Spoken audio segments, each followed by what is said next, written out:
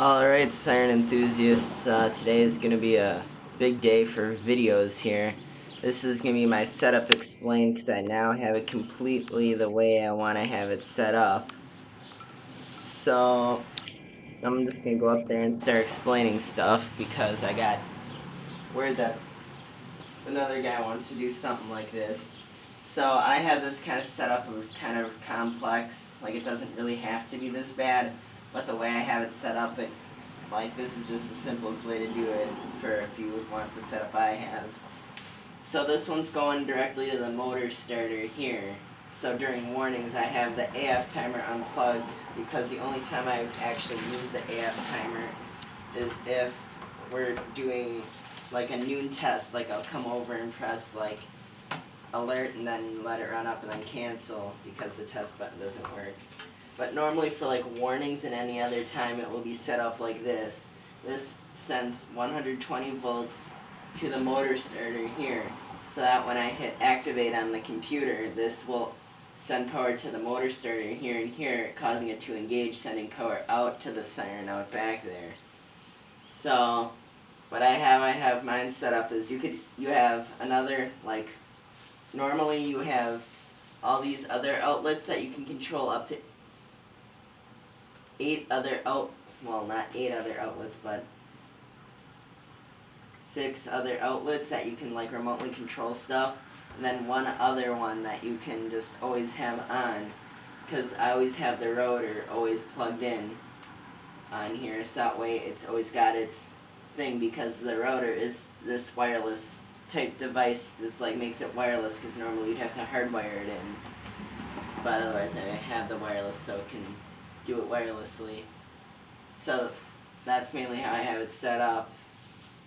So that way, for example, here if I want to have the AF timer, switch those two out, and then I just have to do outlets, that one on, and then outlet 2 on, and that way I can just hit.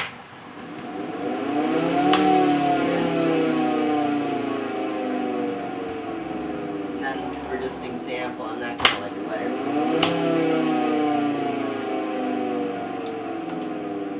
Yeah, that wasn't smart.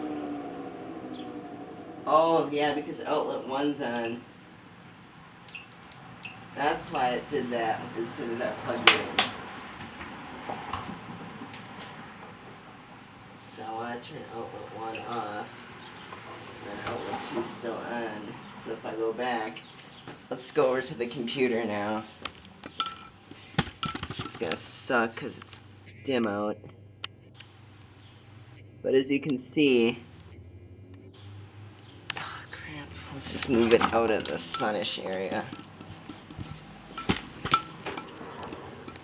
And then we'll zoom you down so that way you can somewhat see.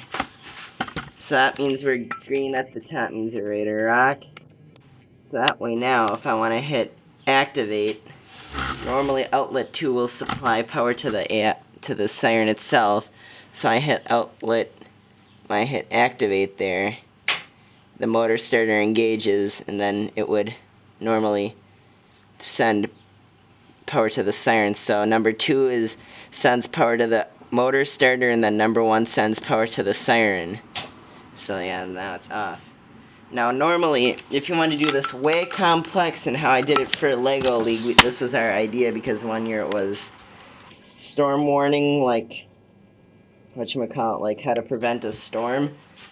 Well, like how to, like storm was the thing, like natural disasters, so we came up with this, like remotely controlled tornado sirens, because I was a leader and I had a siren, and then the co-leader has his doctorate in computer sciences, and this is how he controls his like servers, and that is with the web power switch.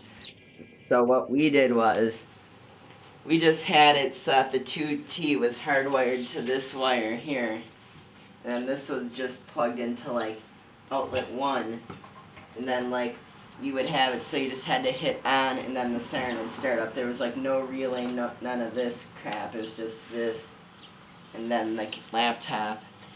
So that's like the easier way to do it, because this thing can handle up to like past 20 amps for short periods of time, but 20 amps for long periods of time.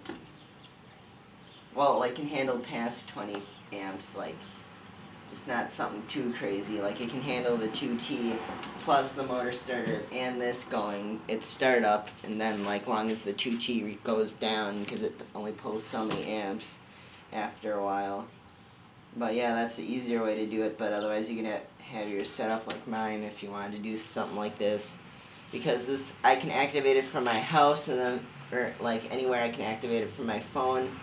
Like, pretty much, I could be down 19th Street a ways down there. I could probably be down to that, like, 4th tree where that car is parked, and it would still activate. Because it's not wirelessly networked yet, but once it's networked, I could be all the way in whatchamacallit, like in California, and have it go off. So yeah, that's pretty much my setup here. Hope you learned something. If you have any other questions about it, just let me know in the comments or something. If I need to make another video, I will. So that's pretty much it. Thanks for watching.